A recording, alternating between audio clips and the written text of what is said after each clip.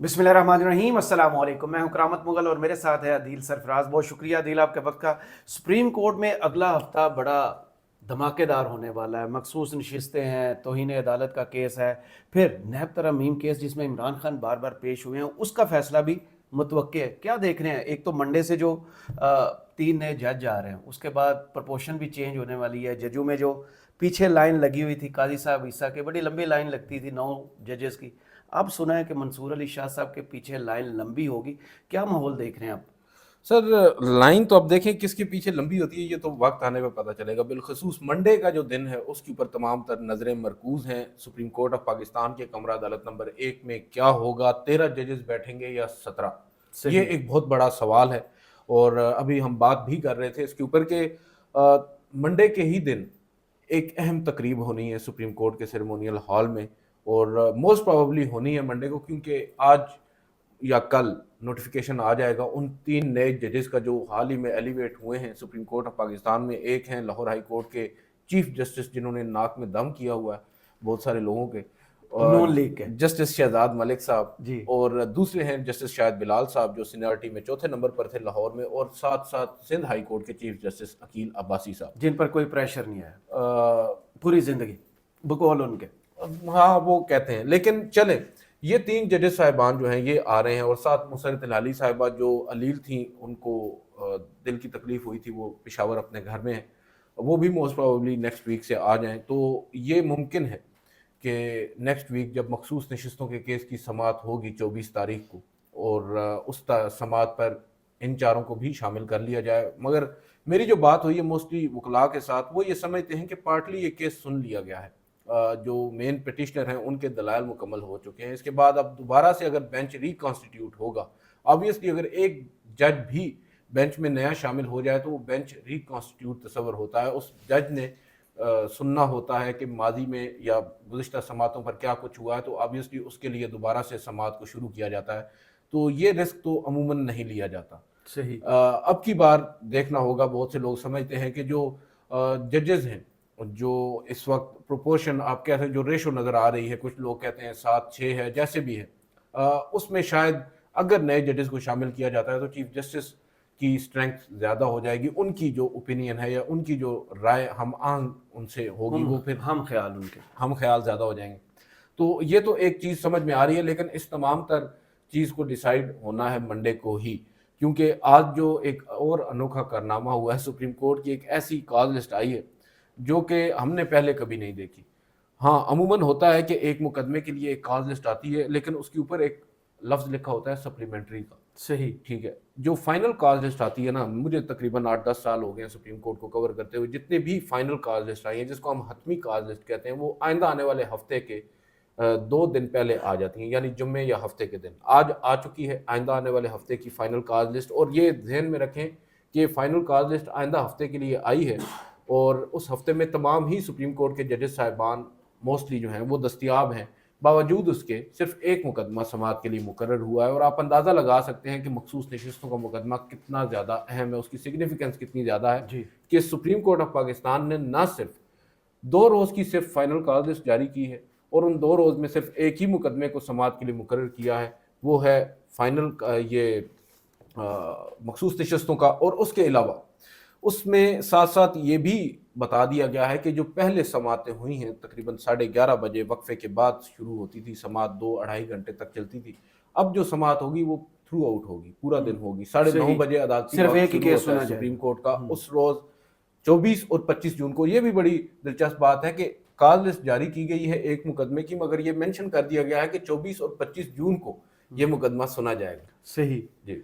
तो काजी साहब ने तो मुकदमात का वो कह रहे थे बड़ा बोझ बन रहा है, माजी में उनके लेटर्स भी आए थे, तो अब एक केस को ही निपटाएंगे पूरे हफ्ते में, यही आपको नजर आ रहा है? दूसरा बल्ले के निशान वाला केस पहले प्रपोज लिस्ट में आया था मई की 25 तारीख को, फिर वो मई में नहीं आया। 28। 25 को पहले चले, अब 28 कह लें, 28 को, और उसके बाद अभी तक वो भी गायब है। उसकी कोई वजह? सर, उसकी वजह तो मुझे जो समझ में आती है, जो मैं समझ पाया हूँ अभी तक, वो शायद जस्टिस मुसरत अली की अदम दस्तयाबी है। अच्छा। वो दस्तयाब नहीं है, इस वजह से वो मुकदमा फिर डी लिस्ट हुआ। डी लिस्ट तो हम नहीं कह सकते क्योंकि फाइनल काज लिस्ट का कभी हिस्सा नहीं बना था, मगर हतमी काज लिस्ट का ये मैंने ही खबर दी थी कि जो प्रपोज्ड کاز لسٹ ہے، مجوزہ جو کاز لسٹ ہوتی ہے پورے ماہ کی وہ تیار کی جاتی ہے. یعنی ایک تو ہفتے کی بھر کی کاز لسٹ ہوتی ہے فائنل، جس میں طے ہو چکا ہوتا ہے کہ یہ مقدمہ اس روز سماعت کے لیے مقرر ہے. جو پروپوزڈ کاز لسٹ ہوتی ہے اس کے اندر پھر ایک ونڈو ہوتی ہے کہ فائنل کاز لسٹ میں آیا اس میں سے تمام مقدمات کو شامل کیا جائے گا. وہ یہ بھی ہوتا ہے کہ وقت کی اگر کمی ہو تو اس میں سے کچھ مقدمات کو نکال لیا جاتا ہے، یا کچھ ارجنٹ بیسز کیسز ہوں ان کو پہلے لگا دیا جاتا ہے. تو وہ ہم نے دیکھا تھا کہ پروپوز کاز لسٹ میں بلے کا نشان کی جو نظر ثانی درخواست ہے 13 جنوری کے فیصلے کے خلاف پاکستان تحریک انصاف کی، اس کو لگایا جو گیا ابھی تک بھٹک رہی ہے. ہاں جی. اور اس کے بعد بہرحال چیف جسٹس قاضی فائز عیسیٰ نے نظر ثانی درخواست سماعت کے لیے مقرر ہونے سے قبل ہی اس کے اوپر اپنی رائے پھر بھی دی ہے. ایک دفعہ نہیں بلکہ ایک تو انہوں نے خط لکھ دیا برطانوی ہائی کمشنر کو، دوسرا انہوں نے، آپ کو یاد ہوگا جب جسٹس منیب اختر ان کی بائیں جانب بیٹھے تھے اور بار بار ان کو چوٹ لگا رہے تھے اور بتا رہے تھے کہ بھائی آپ نے یہ جو کیا ہے یہ کوئی عام کام نہیں ہے، آپ نے ربر سٹیمپ لگائی ہے الیکشن کمیشن کی کوتاہیوں پر، غلطیوں پر. اس پر چیف جسٹس قاضی فائز عیسیٰ نے پھر ایک مرتبہ عدالت میں بیٹھ کر اپنے بلے والے نشان کا بھرپور دفاع کیا تھا. بالکل. تو اب جب وہ نظر ثانی درخواست سماعت کے لیے مقرر ہوگی، ہمارے ایک دوست ہیں وکیل ہیں، وہ کہتے ہیں آن لائٹر نوٹ کے اب ویسے قاضی صاحب کو چاہیے زحمت نہ ہی کریں تو بہتر ہے. اب جو ہونا تھا ہو جائے. فیصلہ تو ہے، اب تو الیکشن ٹریبیونلز بھی ان کے پاس آ گئے. اور دوسری بات یہ نا کہ اپنی رائے نظر ثانی درخواست ڈیسائیڈ ہونے سے پہلے ہی اپنے فیصلے کے حق میں وہ دے چکے ہیں. ہوتا ہے نا نظر ثانی کا مقصد کیا ہے؟ نظر ثانی کا مقصد یہ ہوتا ہے کہ اگر آپ کے فیصلے میں کوئی غلطی ہو، بیسیکلی صرف غلطی ہوتی ہے. جیسے میں اکثر ایک مثال دیتا ہوں جو فٹ شاید نہ بھی بیٹھتی ہو، کہ میٹرک کے پیپر آپ دیتے ہیں نا یا ایف ایس سی کے پیپر دیتے ہیں تو آپ کہتے ہیں کہ میں نے پیپر ری چیک کروانا ہے. تو وہ جب پیپر ری چیک کروانے کے لیے جاتے ہیں تو وہ ری چیک نہیں ہوتا، دراصل ری کاؤنٹ ہوتے ہیں نمبرز آپ صحیح، اور اس میں صرف یہ دیکھا جاتا ہے کہیں نمبر دینے میں کوئی غلطی تو نہیں رہ گئی. تو یہاں پر بھی وہ ری چیکنگ جو ہے نا وہ ری کاؤنٹنگ تک کی ہوتی ہے. ثانی درخواستوں میں بہت کم ہوا ہے، شاذ و نادر ہوا ہے. ایک تلور والا کیس تھا، وہ بھی قاضی صاحب کا مشہور زمانہ. بالکل. اور پھر ہم نے دیکھا قاضی صاحب کا ہی ایک اور کیس تھا صدارتی ریفرنس والا، جس پر عمر عطا بندیال صاحب اور ان کے خلاف لڑائی کا آغاز ہوا تھا. بالکل.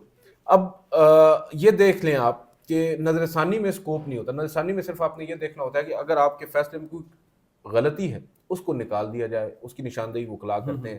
وہ اپیل والی ریمیڈی نہیں ہوتی نظر ثانی. اپیل میں تو آرگیومنٹس ہوتے ہیں، سنا جاتا ہے دوبارہ سے انہی میرٹس کو دوبارہ سے، لیکن یہاں اور بینچ بھی مختلف ہوتا ہے. نظر ثانی میں تو وہی 3 ججز بیٹھیں گے، جسٹس قاضی فائز عیسیٰ، جسٹس محمد علی مظہر اور جسٹس مسرت العلی، اگر میں یاد مجھے ٹھیک ہے یہ تینوں ہی تھے.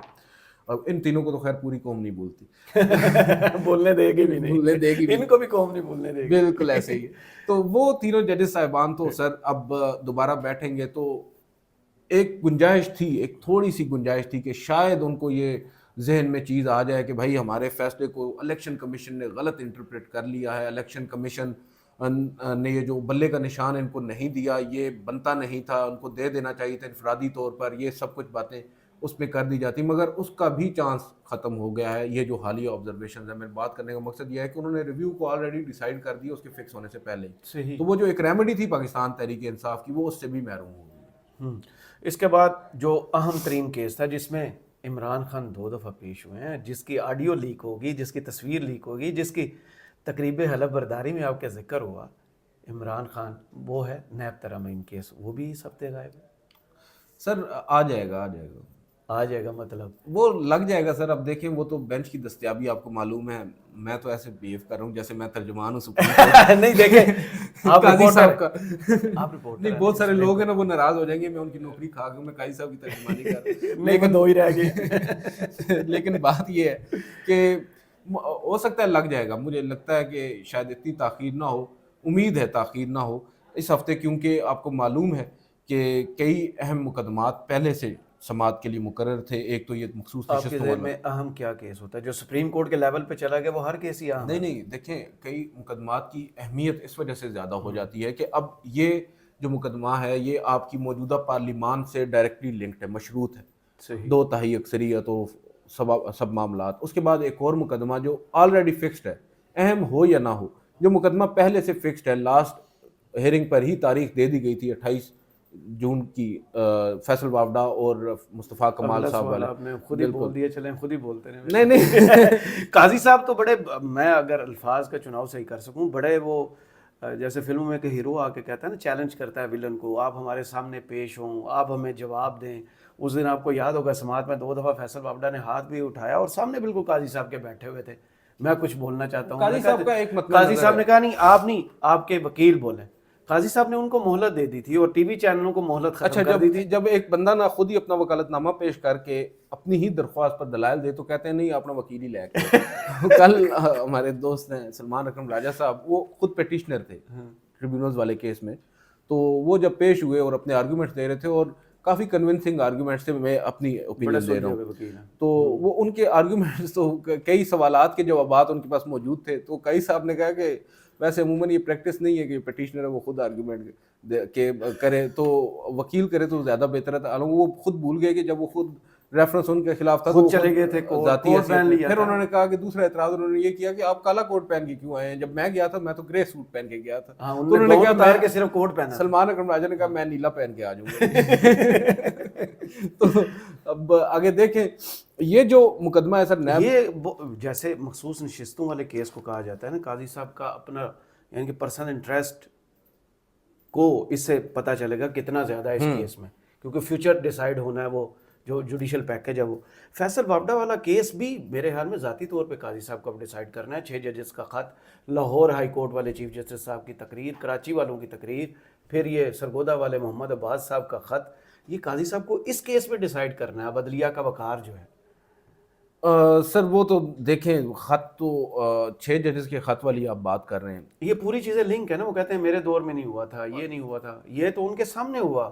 فیصل وابڈا دیکھیں ہم تو اس امید میں بیٹھے ہیں کہ جب 6 ججز والے خط کے اوپر جو از خود نوٹس لیا گیا تھا وہ جس طرح لیا گیا تھا ہم اس کے اوپر بہت ساری دفعہ بات کر چکے ہیں, لیکن چلیں لے لیا گیا, دیر آیت درست آیت, وہ اب سماعت کے لیے مقرر نہیں ہو رہا. وہ سماعت کے لیے مقرر ہوگا تو یہ تمام تر معاملات ایڈریس ہو جائیں گے. میں یہ سمجھتا ہوں کہ اگر اس وقت جسٹس قاضی فائز عیسیٰ کی جانب سے ایک اسٹرانگ اور بولڈ قسم کا انسٹیٹیوشنل رسپانس آتا تو شاید وہ جاری کرتے ہیں, شاید جسٹس ملک شہزاد صاحب کو یہ ہائپ نہ ملتی, ان کو بلا کر 2 گھنٹے ملاقات نہ کرنا پڑتی, قاضی صاحب کی ملاقات, اور پھر جج عباس صاحب کو بھی یہ بڑی بات اب چھوٹے سے طریقے سے کر کے آگے نکل. نہیں ملاقات تو ہوئی ہے نا سر.